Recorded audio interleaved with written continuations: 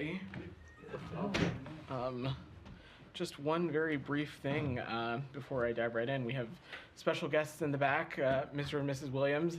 Welcome to the Daily Press Briefing. I would be remiss not to take this opportunity to just talk about how much we love and adore your daughter, how she's the glue that keeps the Daily Press Briefing and the press team together. So thank you for lending her to us and to the Foreign Service. So with that, not sure where our friend is, but Simon, you want to kick us off? Thanks. I just wanted to ask about the couple of different sanctions that were announced earlier today. Could you sort of say a bit about how exactly you think these sanctions are going to impact? It seems to be aimed at Iran-linked proxies. So what is the impact that you see those having, given that I guess we don't assume that these groups have assets in the United States. They're generally able to use intermediaries to route their transactions around. So what impact would we see from this? Sure. So we announced too, any specific you would like me to start with? Or? Well, I guess, there's more talking about the Iran-linked proxies. Sure. So just to take a step back for those who might not be tracking, earlier today, the Treasury Department's OFAC designated one Iraqi airline and its CEO for supporting the IRGC Quds Force and Iran-aligned militia groups in Iraq, Syria, and Lebanon. We're taking this action now because the IRGC Quds Force and the network of group it supports, they pose a significant threat to the Mideast region. For example, KH has claimed credit for a series of drone and missile attacks against U.S. personnel in Iraq and Syria since Hamas's horrific attack on Israel on October 7th. We are committed to exposing and taking actions against individuals and groups that abuse their local economies and engage in illegal activities and support terrorist groups destabilizing the regions. Specifically, though, Simon, you know that sanctions are just one of the many levers at our disposal when it comes to holding Iran and some of its proxies accountable for its activities. Do you have any specific information that these groups that are being targeted do have assets that would be affected, or is it largely symbolic to say we're doing something? I would not say that it's symbolic. As you know, all around the world, our sanctions have, our sanctions have legitimate intangible impacts. For example, the Iraqi airline Fly Baghdad has supported the operations of the IRGC Quds Force and Iran-aligned militia groups by delivering material and personnel through the region. Fly Baghdad flights have delivered shipments of weapons to Damascus International Airport in Syria for transfer to members of the IRGC Quds Force and Iran militia groups on the ground. So this is just an example of just some of the tangible things that are happening that we hope to be able to disrupt through some of our actions like this. Matt? No, I was late, so I'll wait. Okay. Sorry. Leon? Well, the Turkish parliament is set up a vote tomorrow, I think, unless I'm mistaken. Yeah, I think it's tomorrow, on the Sweden tendency to NATO. Do you have a reaction to that? I don't. We will, of course, let Turkey's legislative processes play out before getting ahead of that process. But if you recall, we have not parsed words about how ready we are for Sweden to formally join the alliance. We have long felt that it has met its commitment, and we look forward to this process moving forward. Alex. Thanks, Leon. Back to the sanctions, now I have Russia-related questions. One of the networks that were sanctioned today, Shamlah network, is also operating in Turkey. Have you reached out to Turkish counterparts to ask them to follow suit? We engage with partners regularly, including an important NATO ally like Turkey, but I'm just not going to get into the specifics of our communications and deliberations around our sanctions measures. Thank you. And on Iran, given the fact that Iran's foreign minister has been active card-carrying member of the IRGC. Given today's sanctions and also last week's events, will he be allowed to come to the United States this week to attend the UN? Alex, as you know, visa records are confidential, so I'm certainly not going to be able to speak to that. But I believe what you're referring to is a convening of the UN Security Council, and as you so note, the United States has a responsibility as the host country for the United Nations to allow and facilitate legitimate travel to the United Nations for legitimate business for ministers and members of government that may have business in front of the UN. So I'll just leave it at that. Again, moving to Russia, if I may. Putin apparently today signed an order declaring a 1983 sale of Alaska to the United States as illegitimate, quote unquote. Do you have a response to that? Let me just understand that he signed something today that said the sale of Alaska is illegitimate. Right. Well, I think I speak for all of us in the U.S. government to say that certainly he is not getting it back.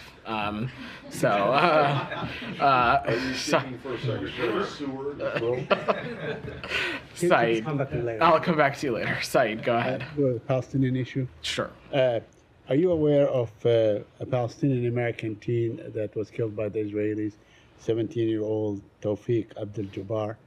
And if you are you doing anything about that? Thanks for your question, Saeed. So we are aware and we are devastated about the killing of 17-year-old U.S. citizen Tawfiq Abdul-Jabbar in the West Bank. We continue to engage closely with the government of Israel to ascertain as much information as possible, and we have called for an urgent investigation to determine the circumstance of his death and accountability be met as appropriate as well. We also have been clear for quite some time over the tragic escalation in violence in the West Bank and call on all parties to avoid escalations. I will also just note Chief of the Office of Palestinian Affairs, George Knoll, had the opportunity to visit with the family and offer condolences, and will plan to continue to stay in touch with them over the course of this process over this tragic loss. Our embassy in Jerusalem also has been in touch with the family and is providing all appropriate consular services. But you don't know under which circumstances he was killed. I'm not able to speak to the circumstances around his death at this time, but we have asked for the government of Israel for any and all relevant and pertinent information, and we have asked that they conduct an investigation into what transpired as well. A couple of other things. It's the U.S. News and World Report is reporting that 16,000 children, women and children have been killed in Gaza. Does that have anything to say about that? Does that really doesn't hold you back and doesn't stagger your perceptions of what's going on in this war? Of course, Saeed. Of course.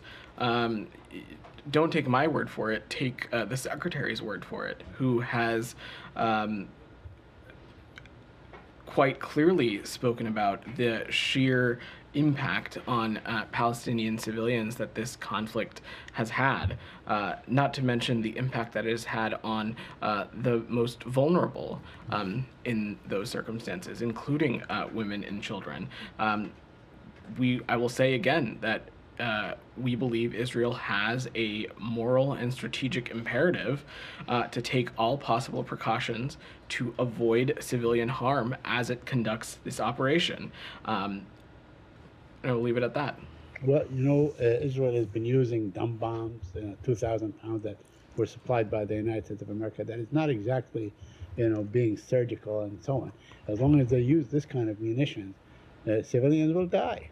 Day in and day out. Are you reconciled to the fact that 150 or more Palestinian civilians, men, women, and children die every day now?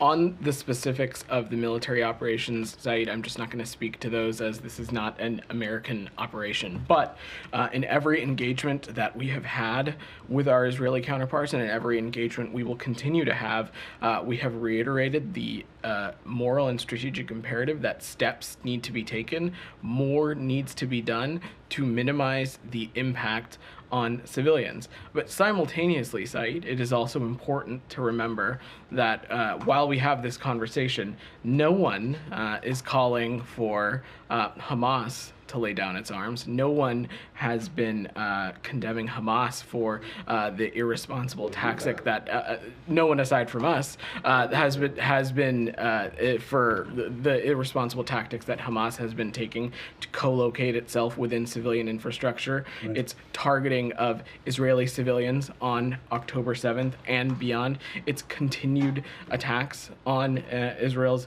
sovereignty, and its stated intent of recreating October 7th over again and again and again and again. And of course, Said, I am not saying that there is any moral equivalency between Hamas and Israel, but we'll continue to reiterate again that steps need to be taken for civilian casualties to be minimized. Although it's the Israeli forces that are really now occupying Hamas and occupying Gaza and inside the territory, correct? That is. So I mean, they could call this off too. I mean, they could probably pursue a much more a course that it might be much more successful, like negotiating with Hamas to release the hostage. Wouldn't that be a good idea? I'm not going to speak to the specifics surrounding the military operation. Of course, we want to see hostages released as swiftly as possible, but we also believe that it is important that steps be taken to not just hold Hamas accountable, but degrade it in such a way that October 7th cannot be repeated. My last question. Sure. Palestinians are reporting that the Israeli army executed 19 civilians, summary execution. I wonder if you're aware of the report and if you have any comment on that. I've seen that article site, and we've not been able to independently confirm these reports. But if you can confirm that this has happened, this would be a war crime, wouldn't it? Said, I'm just not going to get ahead of hypotheticals. Okay. We've been clear that Israel must comply with international humanitarian law, but the article that you pointed out, we have not been able to independently confirm. I understand, but if it did happen, that would constitute a war crime. I'm just not going to offer a prescriptive opinion from up here. Matt, go ahead. Last week, we were discussing the destruction of the university in Gaza. Matt said that the U.S. is always troubled by, or is troubled by, the degradation of civilian infrastructure in Gaza. He also said that you guys had asked Israel questions about this specific incident. I'm wondering if you've heard back from them, if the Israelis are saying that this building, which appeared to be empty and appeared to be occupied by, or at least had been occupied by the IDF, so that they could get the explosives in to do a controlled demolition, if the Israelis have come back to you and said that that's a threat, or it was a threat, and that's why it was destroyed. I don't have any updates on that. It is correct. We have asked for some updates and operational information specifically on that, but I don't have any updates to read out for you. I'm happy to check if we've got more to share and circle back. In your experience, does it generally take them longer than 4 or 5 days to get back to you? I'm just not going to prescribe something to that one way or the other. So right now you're no more or less concerned than you were last week. We continue to be concerned when civilian infrastructure, civilian buildings like that are targeted. Again, this isn't our military operation to speak to. It's not one that we are conducting. But to echo Matt, we have sought out additional information and context, and I don't have an update for you at this time. But I'm happy to check. Is it your opinion or your position, or is the administration's position, that this constituted a quote-unquote degradation of civilian infrastructure? I mean, whether it was justified or not, it is understanding that the Israelis haven't come back to you yet with the answers to your, no doubt, probing questions. this, you believe that, rightly or wrongly, this was degradation. Degradation of civilians. Matt, of course, it was a civilian facility. The circumstances around the operation, I just don't have additional context to offer. Okay. So I will And leave it then at I just that. wanted to ask you about this word degradation, because this wasn't degradation. This was complete destruction. You still think that it's I would not take issue with the way that you characterize it. When I was referring to degradation in Saeed's question, I was speaking about I mean, the Matt was degradation one of who referred to Hamas. degradation. No, he referred to this, that you were troubled by incidents of the degradation of civilian infrastructure in Gaza. Correct, which we are. And this counts as degradation? It doesn't count as complete destruction? Matt, we can quibble about the specific words for the entirety of the words matter, briefing, though, but so, you know, of if course, that's of course, degradation, of then- course, words matter. But the point that we have always made is that when civilian infrastructure and civilians broadly, steps need to be taken to ensure that those are not impacted. But I don't have specifics to offer on this. This was a case of steps were, not only were steps not taken to protect civilian infrastructure, steps were taken to completely demolish civilian infrastructure. And if you look at pictures from other parts of Gaza, and I won't get into that because we're talking about this one specific case, this one specific instance, you know, it wasn't that the Israelis didn't take steps to avoid damage to this building. It was that they intentionally took steps to completely destroy it. Again, Matt, I'm just not going to speak to the specifics of this operation. We have asked for additional information, and if we have any, I'll be sure to convey that. Can I just very Abby, quick go ahead. on this point? They also, the Israeli army apparently stole 3,000 artifacts from the university's museum. You have any information on that? I've not seen anything about that site, so I'm going to Is that refrain something from that the commenting. United States would, ask the Israelis whether they did, and if they did, could they return them? I just don't have anything for you on that site. I've not seen that reporting. Abby, go ahead. Going back to the death of the Palestinian American teenager, on what level has the U.S. communicated with Israel regarding the urgent need for investigation? Has the secretary spoken with his? We engage with the Israelis regularly at all levels. I don't have any calls from the secretary to read out. As I said, George Knoll, the chief of the Office of the Palestinian Affairs in Jerusalem, had the opportunity to visit the family, as well as the members from the U.S. Embassy in Jerusalem have been in touch with the family. And we, of course, will continue to remain in touch with the government of Israel about this, as I said. And I have a separate question. Do you have any update on the amount of Americans number of Americans who've been killed in Gaza and the number who've been injured? Sure. So I don't have an update on the numbers that have been injured, but as a result of continued violence after October 7th, we can share that confirm the deaths of 23 American citizens, 21 who have served in the IDF, one who served in the Israeli National Police, as well as the recently reported death of Mr. Jabbar as well. And in the course of Americans who have left Gaza and gone into Egypt, can you say how many of them you've seen be injured as a result of what's taking place in Gaza? I don't have any metrics to offer on that. Are you aware of any Americans who are on, or any Americans who are on the list trying to get across into Egypt who are injured and awaiting hospital treatment? I would not be able to speak to such specificity about individual circumstances given privacy. What I can say is that since the conflict, we have been able to aid 1,400 American citizens, LPRs, and eligible family members be able to safely depart Gaza. And this is something we, of course, will continue to work around the clock towards. Camille. Thanks, Vedant.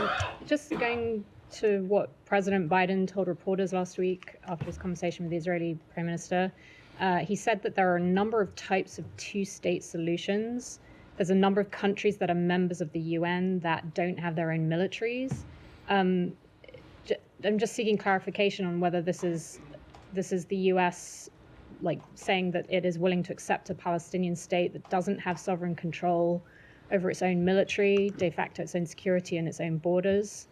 Is that the case?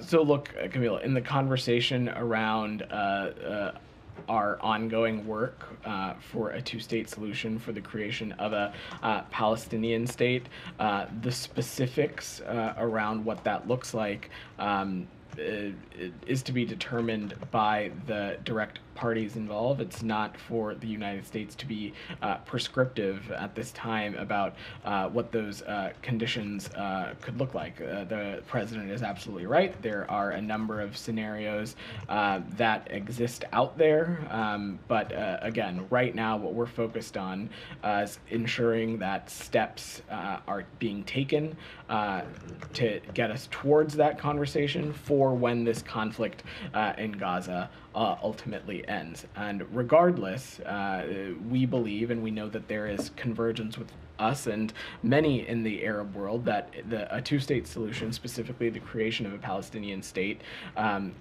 is key to regional security, regional prosperity in a long-term sense, something that we believe will help get us out of this constant cycle of violence. And also just to follow on that, Yeah. the Israeli Prime Minister put out a statement this weekend after the president's comments saying, and this is translated from the Hebrew, "My insistence is what has prevented over the years the establishment of a Palestinian state that would have constituted an existential danger to Israel. As long as I am Prime Minister, I will continue to strongly insist on this."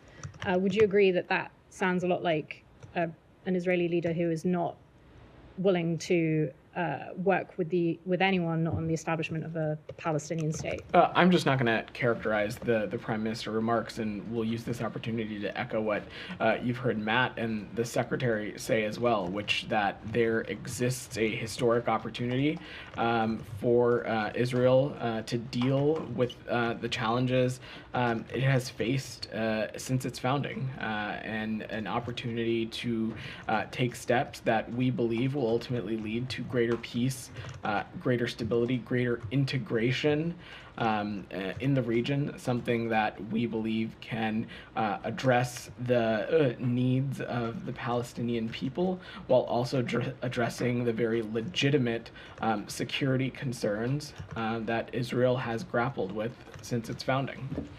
Nick, go ahead. Separate topic. Yeah. There are allegations Senator Menendez took bribes from Qatar. Over the weekend, separately, new reports the Qataris led a campaign to discredit Republican senators trying to designate the Muslim Brotherhood. Does state have any concerns about these allegations against the Qataris? Have they been relayed to the Qataris in any way? I'm just not going to comment on this, as this involves an active Department of Justice matter.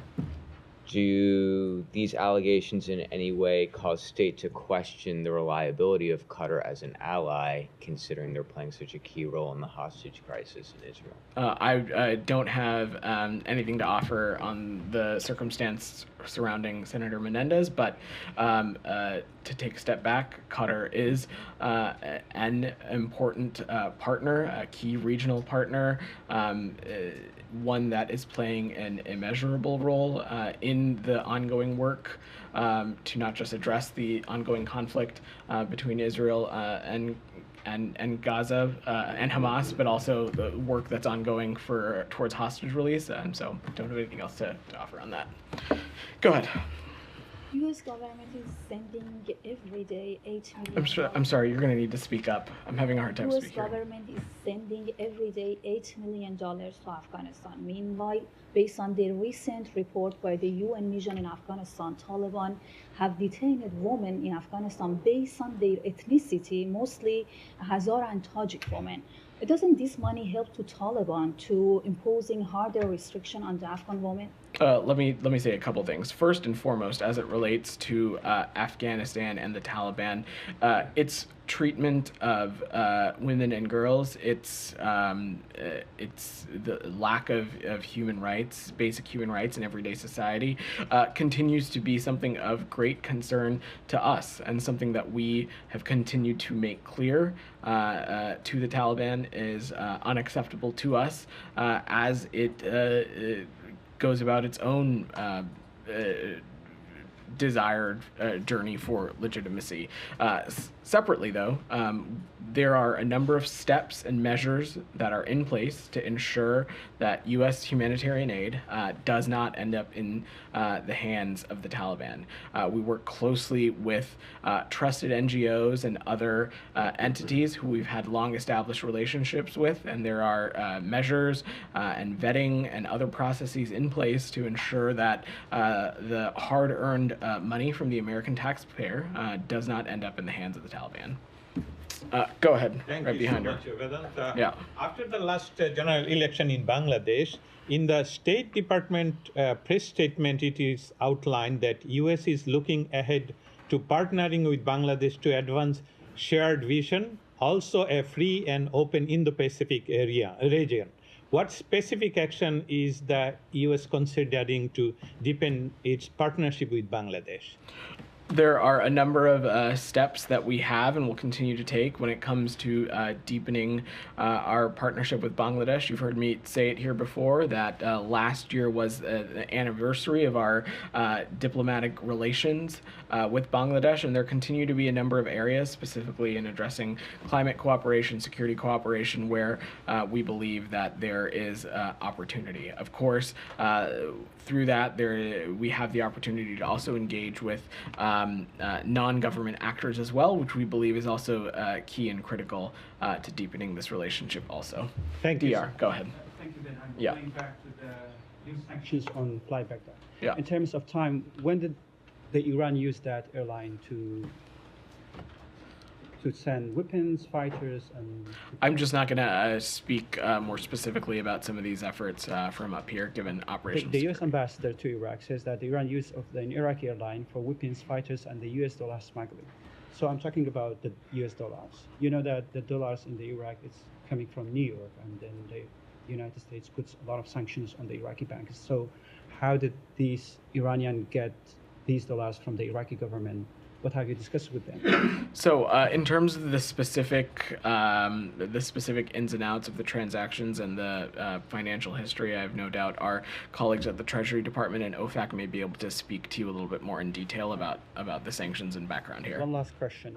The National Defense Authorizations Act, which signed by President Biden late December, requests this administration to provide the Kurdistan region of Iraq a defense system. And last week there were meetings between the Kurdistan region government and the U.S. officials, and you showed your support to the Kurdistan region in terms of security and diplomacy.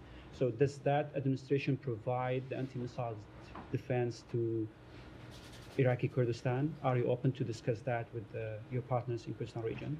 I will just note, DR, that the Secretary Blinken had the opportunity to chat briefly with the Prime Minister of the Kurdistan region in Switzerland last week. Continued cooperation in the security space was certainly a topic of discussion, but I just don't have anything to announce, and I don't have anything more specific to get into right now. And last question. So what do you have for the Iranian media outlets? They are trying to mislead and distorting the very facts of information about their attacks on Erbil and on the region. They're using fake images, fake videos, just to tell the public that they are doing this and they are pretexting for their acts in the region. Then what do you have for that?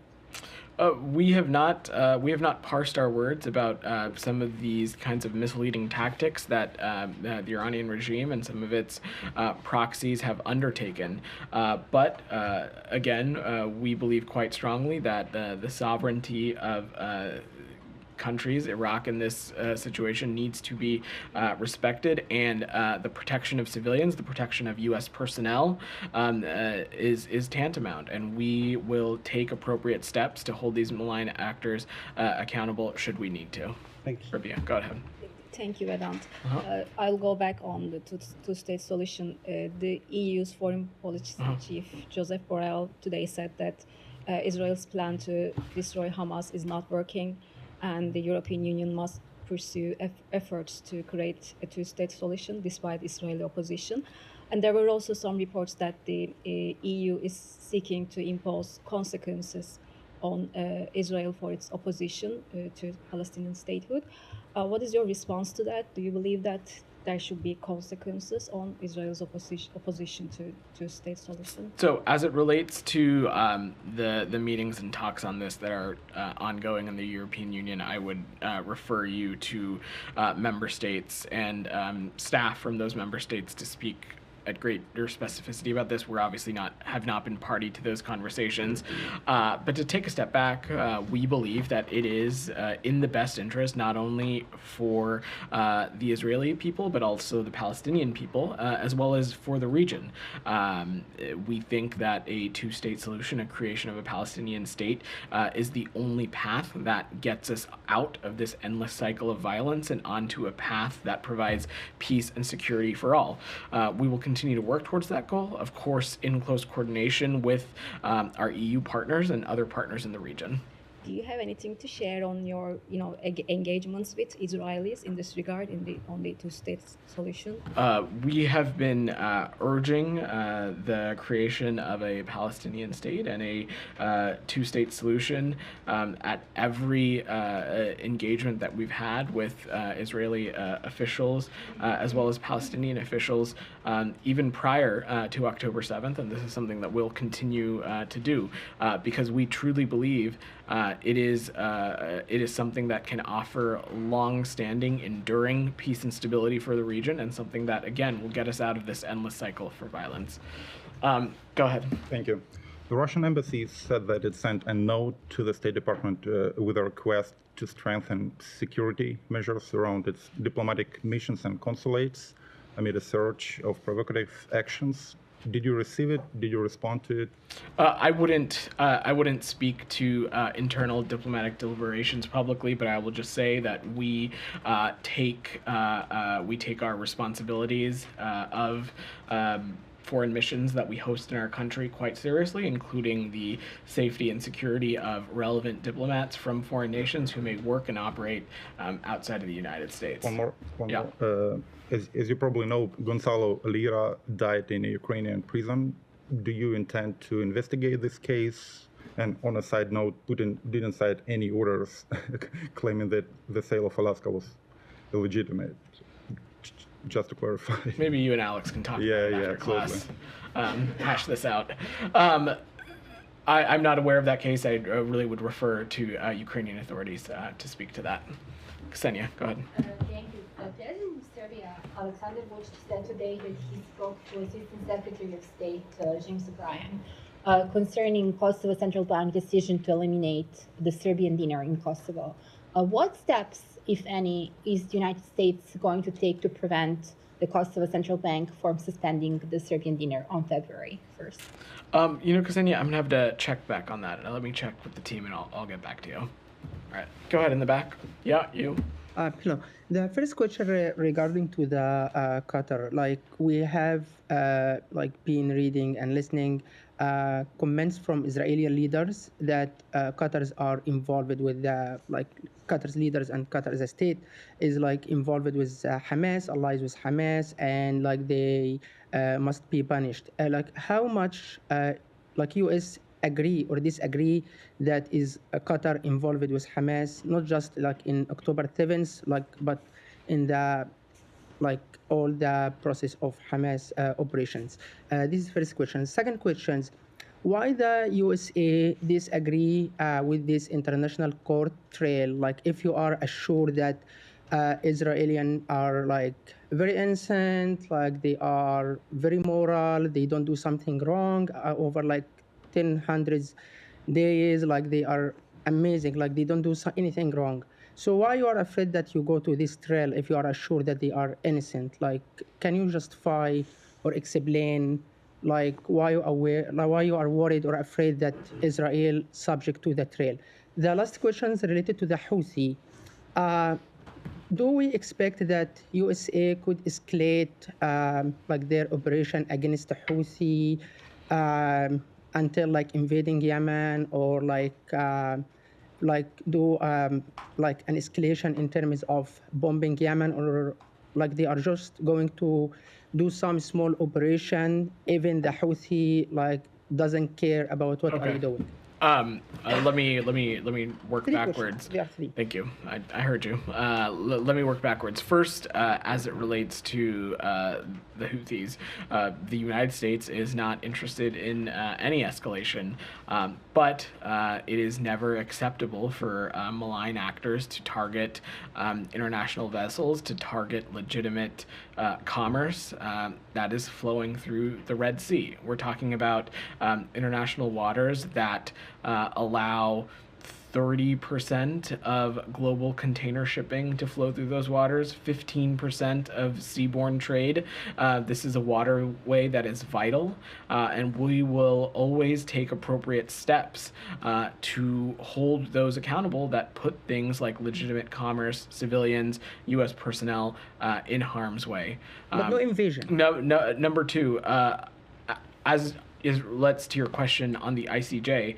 I think you are taking our comments a little bit out of context. What we have been clear about is that the accusation that Israel is committing genocide, we believe that accusation is unfounded. That being said, we have not hesitated to make clear, and I did so at the beginning of this press briefing, which I will add you were a little late to, that Israel has a moral and strategic imperative to take additional steps to ensure that impacts on civilians are minimized. But if they did, we have been very clear that more steps need to be taken, and that the toll on Palestinian civilians and the lives that have already been lost are far too many.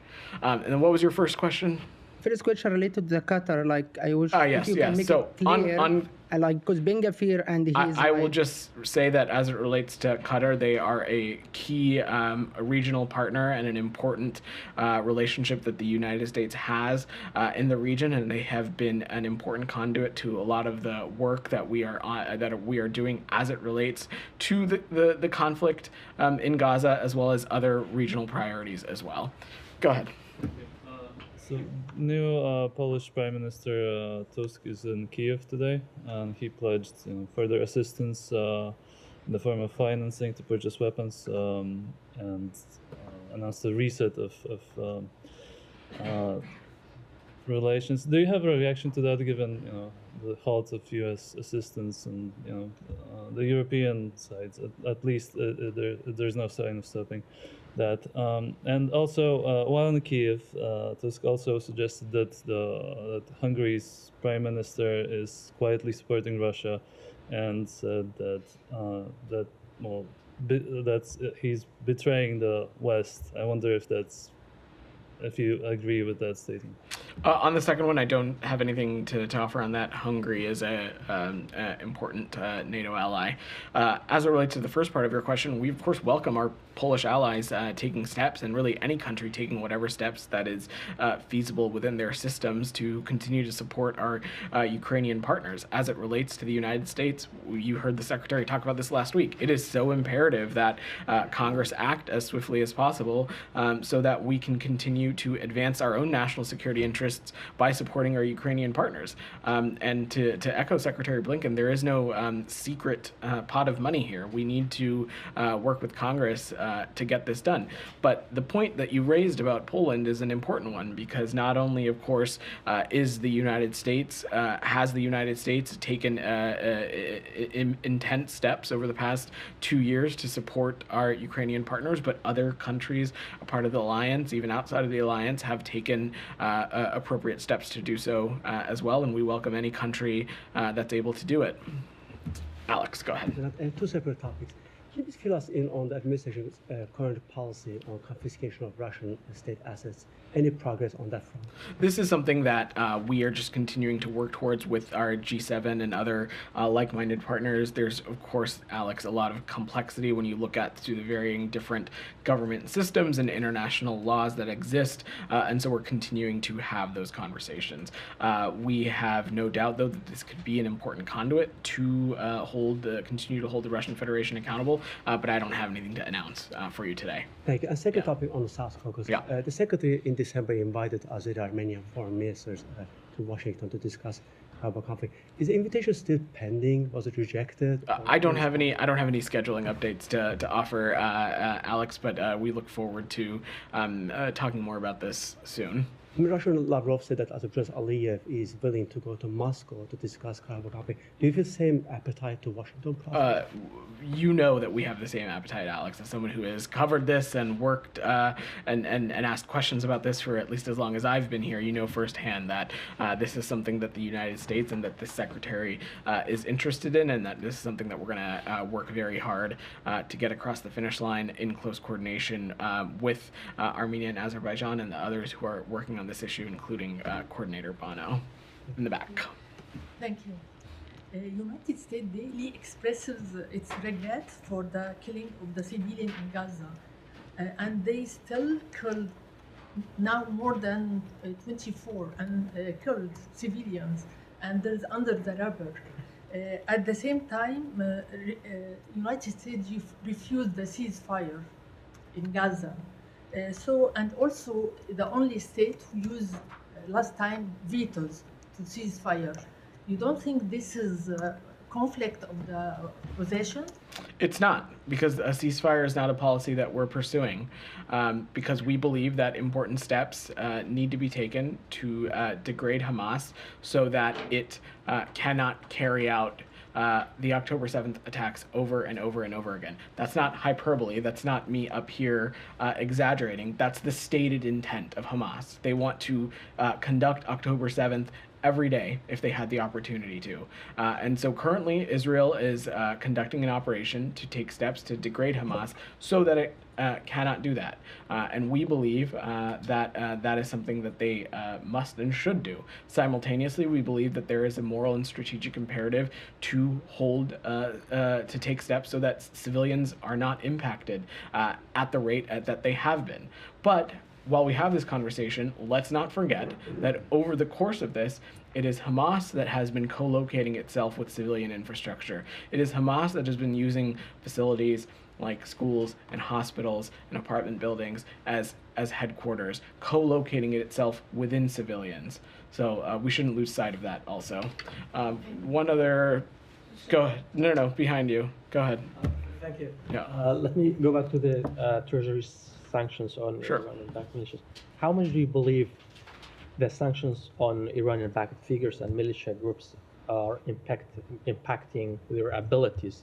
Because they say we don't have any assets in the United States, and Iran and its backed militias use different tactics to evade sanctions.